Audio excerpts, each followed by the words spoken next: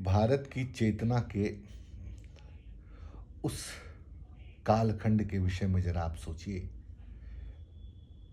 जब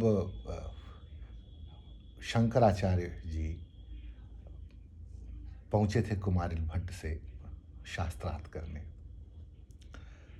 कहते हैं कि कुमारिल भट्ट जी ने अपने बौद्ध गुरुओं से जो सीखा था और जो समझा था, फिर उसको उन्होंने काटा और कहा कि ये हमारे तर्क उचित हैं, हमारे भाव सही हैं, और उन्होंने परास्त किया तत्कालीन अपने जो भी समय के लोग थे।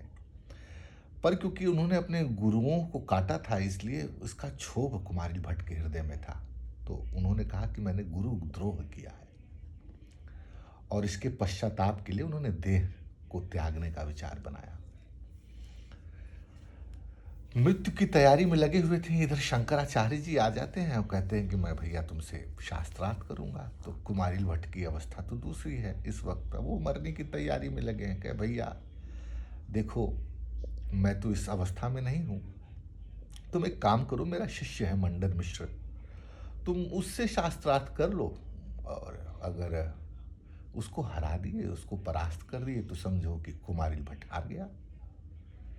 खैर, पहुंचते हैं वह मंडन मिश्र के पास, और शास्त्रार्थ में शंकराचार्य मंडन मिश्र को हरा देते हैं।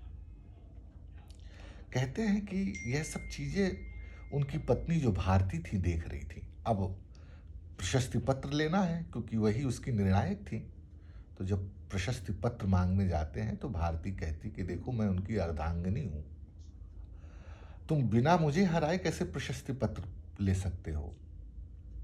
तो कहते हैं ठीक है, शास्त्रार्थ करिए। तो भारती कुछ काम शास्त्र से संबंधित प्रश्न करती हैं।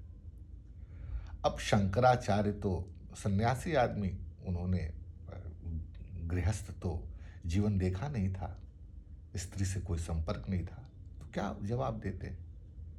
कहते हैं कि माँ,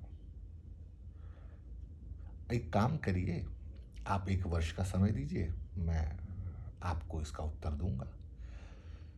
तो वह एक कहा जाता है कि शंकराचार्य किसी मृत राजा के शरीर में प्रवेश करते हैं और गृहस्थ जीवन जीते हैं, और जब लौट करके 1 वर्ष के बाद आते हैं तो भारती के सारे प्रश्नों का जवाब वो देते हैं, और फिर वो विजयी होते हैं। प्रशस्ति पत्र मिल गया। तो श्रृंगेरी मठ के जो शंकराचार्यों जी लोगों की शुरुआत होती है, वह श्रृंगेरी मठ में जो पहले आचार्य शंकराचार्य बनते हैं वह मंडन मिश्र होते हैं। अब आप देखिए कि किस परंपरा के भारतीय चेतना की उस आंख के विषय में सोचिए, वो कितनी द्रवित होगी कि आज हम लोग बौद्ध का, हिंदू का, तर्कों का, वितर्कों का किस श्रेणी में आकर के हम लोग तर्क वितर्क कर रहे हैं।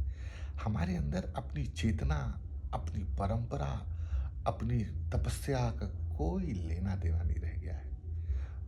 कोई शंकराचार्य कुछ शंकराचार्यों को कह रहा है, कोई शंकराचार्य कुछ बात कह रहे हैं, कोई मंडन मिश्र को कुछ कह रहा है, कोई गांधी जी को गाली दे रहा है, कोई भारतीयता को गाली दे रहा है, कोई झंडे को गाली दे रहा है, कोई दूसरा झंडा बना रहा है।